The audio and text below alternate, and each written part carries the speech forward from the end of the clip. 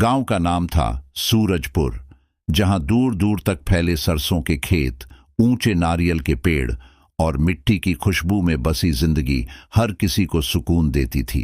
इसी गांव में रहती थी चंद्रकला, जिसकी सुंदरता की चर्चा पूरे इलाके में थी। वह न केवल सुंदर थी, बल्कि उसका मन भी स्वच्छ और निर्मल था।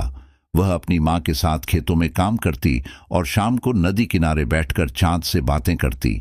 दूसरी ओर यशवंत गांव का एक वीर और सच्चा युवक था।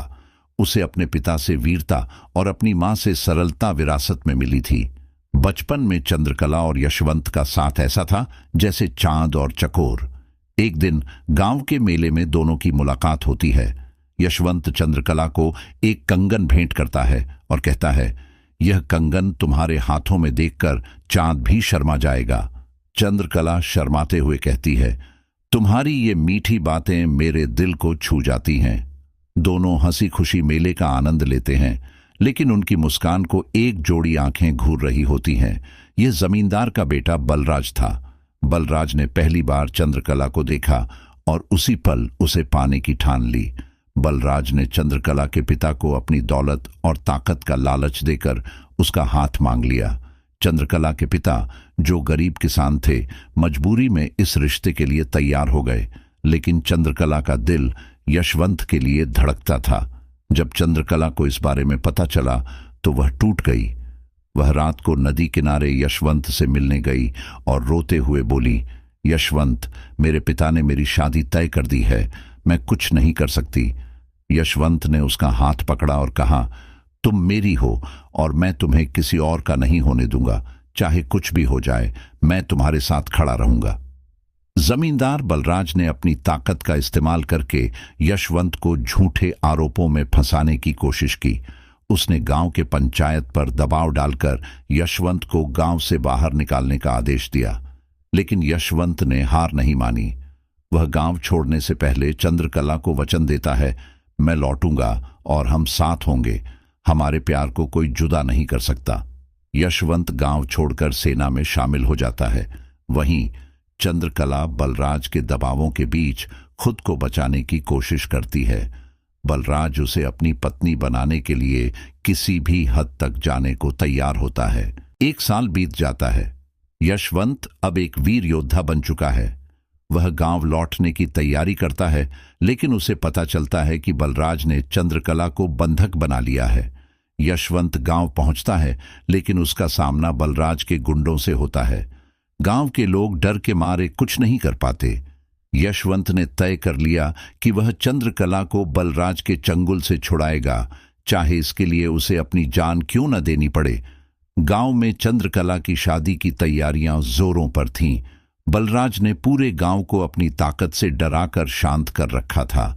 वहीं दूसरी ओर चंद्रकला के मन में डर और बेचैनी थी। वह जानती थी कि यशवंत ने वादा किया था कि वह लौटेगा, लेकिन क्या वह समय पर आएगा? उसी रात जब चांद बादलों में छिपा हुआ था और गांव में गहरी खामोशी थी, यशवंत ने गांव में कदम रखा। उसके शरीर पर युद्ध के निशान थे, लेकिन आंखों में चंद्रकला के लिए प्यार और बलराज से बदला लेने का संकल्प साफ झलक रहा था। यशवंत सबसे पहले अपने बचपन के दोस्त रघु से मिलता है। रघु उसे बताता है, यशवंत, बलराज ने पूरे गांव को डरा रखा है। चंद्रकला को जबरन अपनी दुल्हन बनाने की तैयारी कर रहा है। हमें कुछ करना होगा। यशवंत ने मुस्कुराते हुए कहा, डरना तो बलराज को चाहिए रघु। ये लड़ाई सिर्फ चंद्रकला के लिए नहीं, बल्कि पूरे गांव के सम्मान के लिए है। बलराज ने चंद्रकला को अपनी हवेली में कैद कर रखा था। वह उसके चारों तरफ अपने आदमियों को तैनात कर चुका था। तुम्हें मुझसे शादी करनी ही पड़ेगी चंद्रकला। तुम्हारे पिता ने हामी भर दी है और यशवंत अब यहां नहीं है, बलराज ने घमंड से कहा। चंद्रकला ने सख्ती से जवाब दिया, मैं मरना पसंद करूंगी, लेकिन तुमसे शादी कभी नहीं करूंगी। बलराज उसकी यह बात सुनकर आग बबूला हो गया। उसने धमकी दी, अगर तुमने मेरी बात नहीं मानी तो मैं तुम्हारे परिवार को खत्म कर दूंगा। यशवंत ने रघु और गांव के कुछ बहादुर युवाओं को इकट्ठा किया। हमें चंद्रकला को बचाने के लिए बलराज की हवेली में घुसना होगा। यह लड़ाई आसान नहीं होगी, लेकिन अगर हम सब साथ रहेंगे तो जीत हमारी होगी। यशवंत ने कहा, योजना यह थी कि रात के अंधेरे में जब बलराज के आदमी लापरवाह होंगे तब वे हवेली पर हमला करेंगे। रात का समय। हवेली के चारों ओर सन्नाटा पसरा हुआ था। यशवंत और उसके साथी चुपचाप दीवारों को पार कर हवेली के अंदर पहुंच गए। अंदर पहुंचते ही उन्होंने बलराज के आदमियों को बेअसर करना शुरू कर दिया। बलराज को जब यह खबर मिली तो वह गुस्से में बाहर आया। यशवंत, तुमने बहुत बड़ी गलती कर दी यहां आकर। अब तुम जिंदा वापस नहीं जा सकते, बलराज चिल्लाया। यशवंत ने तलवार निकालते हुए जवाब दिया, गलती तो तुम्हारी है बलराज। तुमने सच्चे प्यार को चुनौती दी है। आज तुम्हें इसकी कीमत चुकानी पड़ेगी। दोनों के बीच भयंकर युद्ध शुरू हुआ। बलराज चालाकी से वार करता, लेकिन यशवंत की बहादुरी और चंद्रकला के प्रति उसका प्यार उसे ताकत दे रहे थे। इस दौरान रघु और उसके साथी बलराज के आदमियों से लड़ रहे थे। युद्ध के दौरान बलराज ने एक चालाकी भरा वार किया, जिससे यशवंत के हाथ से तलवार गिर गई। बलराज ने हंसते हुए कहा, अब तुम मुझसे कैसे बचोगे? लेकिन तभी चंद्रकला ने पीछे से आकर एक मशाल उठाई और बलराज के सामने खड़ी हो गई। अगर तुमने यशवंत को छुआ तो मैं इस आग में जलकर अपनी जान दे दूंगी। बलराज चौंक गया। उसकी हवेली के आदमियों ने यह देखा और वे धीरे धीरे भागने लगे। उन्होंने महसूस किया कि अब यशवंत और गांव वालों को हराना मुश्किल है। यशवंत ने मौका देखकर अपनी तलवार उठाई और बलराज को परास्त कर दिया। बलराज के घमंड का अंत हो गया। गांव वाले, जो अब तक डरे हुए थे, यशवंत की बहादुरी देखकर इकट्ठा हुए और बलराज को गांव से हमेशा के लिए निकाल दिया। अगले दिन गांव के मंदिर में यशवंत और चंद्रकला की शादी धूमधाम से हुई। पूरे गांव ने उनके प्यार और साहस को सलाम किया। यशवंत ने चंद्रकला से वादा किया, अब हमारा प्यार हमेशा अमर रहेगा, कोई ताकत हमें जुदा नहीं कर सकती।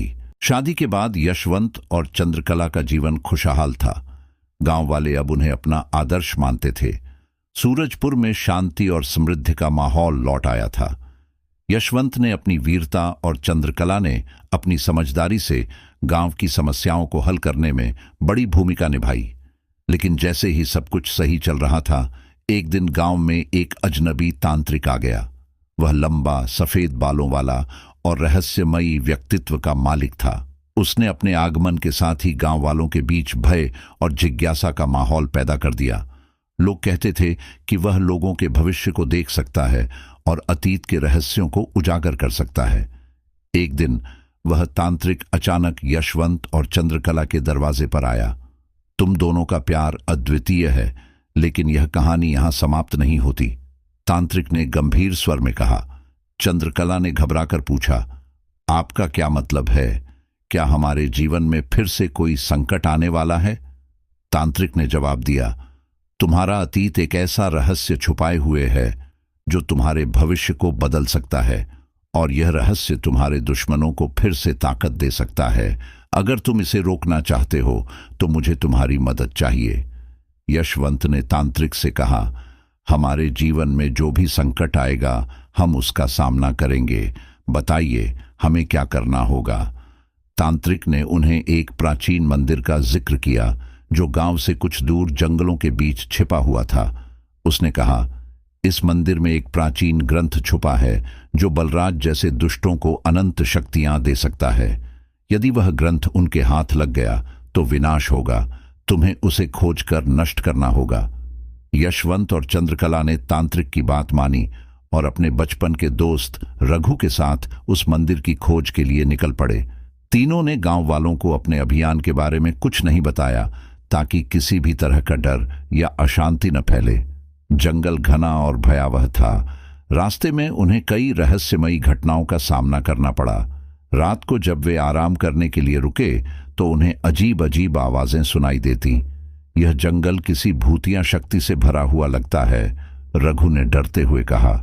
यशवंत ने उसे साहस दिलाते हुए कहा, डरने की जरूरत नहीं, जब तक हम साथ हैं कोई हमें नुकसान नहीं पहुंचा सकता।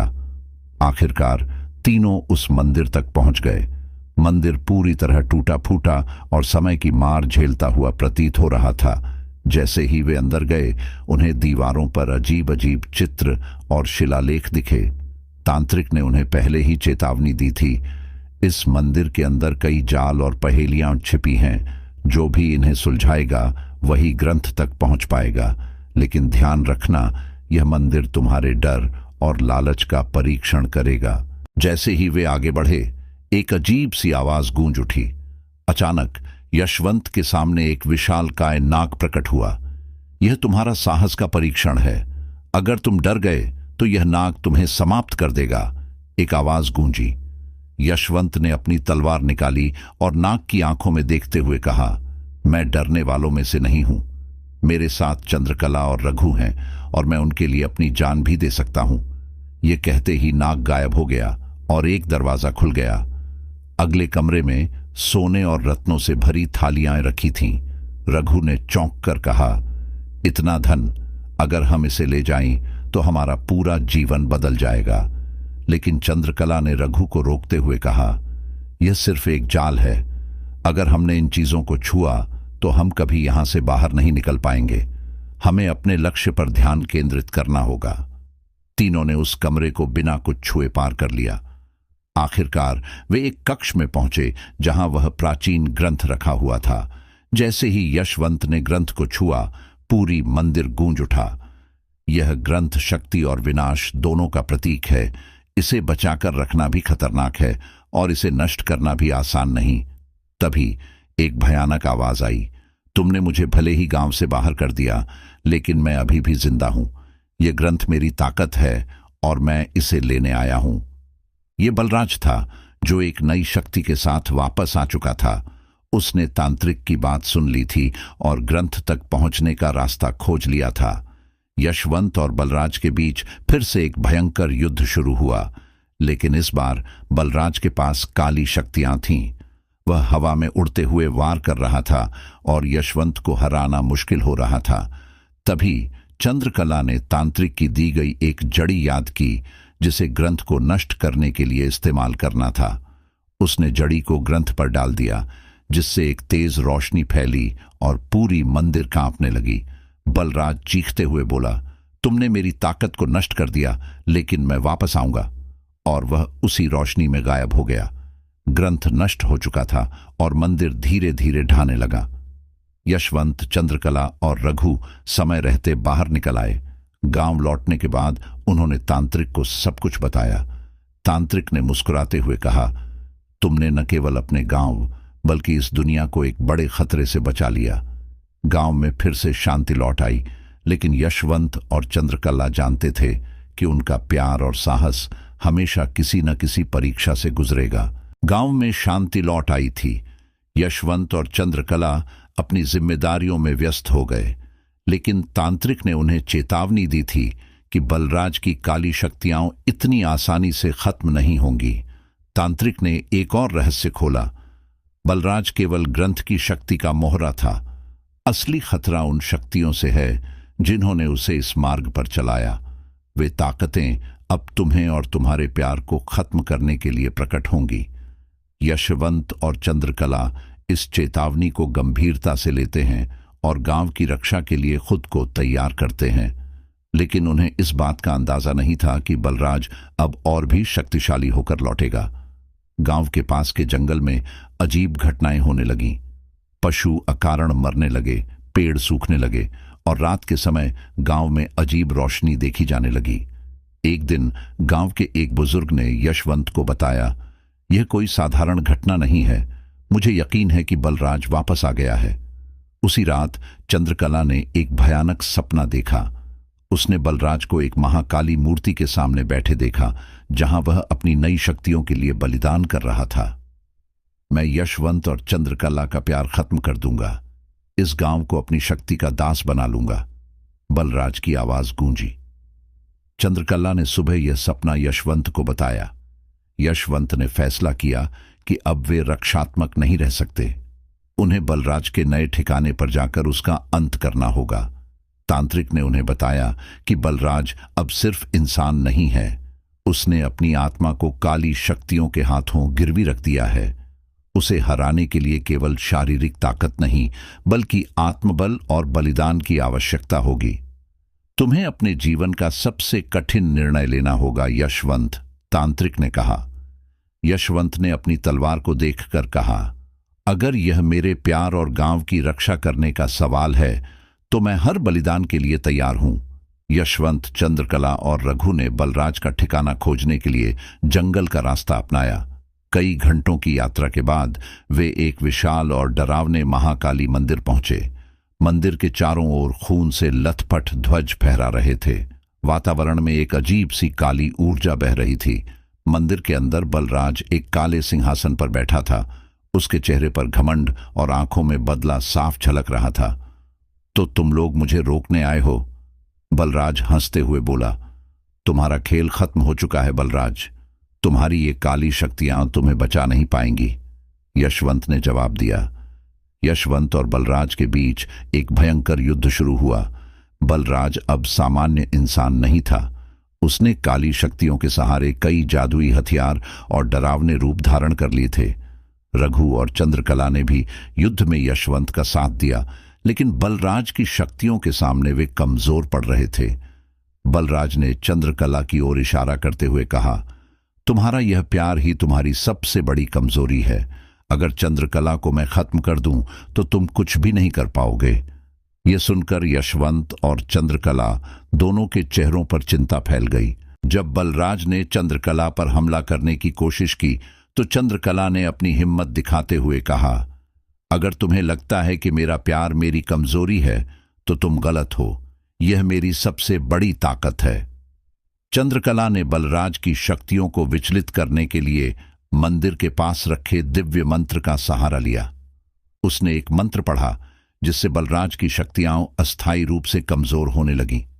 तांत्रिक ने पहले ही यशवंत को बताया था कि बलराज को हराने के लिए उसे अपनी आत्मा को बलिदान करना होगा। बलराज को कमजोर देखकर यशवंत ने अपनी तलवार उठाई और बलराज के काले हृदय पर वार कर दिया। लेकिन जैसे ही तलवार बलराज को लगी, एक भयानक शक्ति मंदिर में फैल गई। अगर मैं जाऊंगा तो तुम्हें भी अपने साथ लेकर जाऊंगा, बलराज ने चिल्लाते हुए कहा। यशवंत ने चंद्रकला की ओर देखा और कहा, तुम हमेशा मेरे दिल में रहोगी। मेरा प्यार कभी खत्म नहीं होगा। यह कहते हुए यशवंत ने बलराज को अपनी बाहों में जकड़ लिया और दोनों उस शक्ति में विलीन हो गए। यशवंत की कुर्बानी ने बलराज और उसकी काली शक्तियों का अंत कर दिया। लेकिन चंद्रकला का दिल टूट चुका था। उसने मंदिर के खंडहर में खड़े होकर प्रण लिया, मैं यशवंत की यादों को हमेशा जीवित रखूंगी। उनका बलिदान कभी व्यर्थ नहीं जाएगा। मैं इस गांव की रक्षा करते हुए उनका सपना पूरा करूंगी। गांव में लौटने के बाद चंद्रकला ने यशवंत के नाम पर एक स्मारक बनवाया। गांव वाले हर साल उस दिन को यशवंत दिवस के रूप में मनाने लगे। यशवंत के बलिदान के बाद गांव में एक अजीब सी शांति छा गई थी। चंद्रकला ने गांव की जिम्मेदारी पूरी तरह अपने कंधों पर ले ली। सूरजपुर अब समृद्ध और सुरक्षित महसूस करने लगा था। हर कोई यशवंत के बलिदान की सराहना करता और उनकी याद में प्रार्थना करता। लेकिन चंद्रकला के दिल में एक अजीब सा डर था।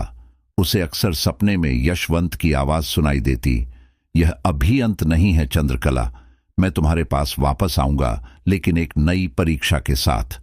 बलराज का शरीर और उसकी आत्मा नष्ट हो चुके थे, लेकिन उसकी काली शक्तियां हवा में बिखर कर जंगल के प्राचीन वृक्षों और अंधेरे कोनों में समा गईं। तांत्रिक ने चंद्रकला को यह बात बताई, बलराज खत्म हो चुका है, लेकिन उसकी शक्तियां पूरी तरह नष्ट नहीं हुई। वे किसी नए शरीर की तलाश में हैं। अगर यह शक्तियां सही इंसान को मिल जाएंगी तो वे फिर से विनाश का कारण बन सकती हैं। कुछ महीनों बाद गांव में एक रहस्यमयी व्यक्ति आया। उसका नाम आर्यन था। वह एक व्यापारी के रूप में गांव में घूमा और अपने आकर्षक व्यक्तित्व से लोगों का दिल जीत लिया। लेकिन चंद्रकला को उसकी आंखों में कुछ अजीब सा लगा। वह उन आंखों में वही अंधेरा देख सकती थी जो बलराज की आंखों में था।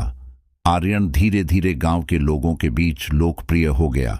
उसने गांव में धन और समृद्धि लाने का वादा किया और कई मददगार काम शुरू किए। लेकिन हर बार जब वह चंद्रकला से मिलता तो उसकी मुस्कान में एक छिपा हुआ डरावना संदेश छिपा होता। एक रात चंद्रकला ने आर्यन को गांव के पुराने शिव मंदिर में जाते हुए देखा। उसने छुपकर उसका पीछा किया। मंदिर में पहुंचने के बाद आर्यन ने एक अजीब मंत्र पढ़ना शुरू किया और उसी समय बलराज की भयानक आवाज गूंजने लगी।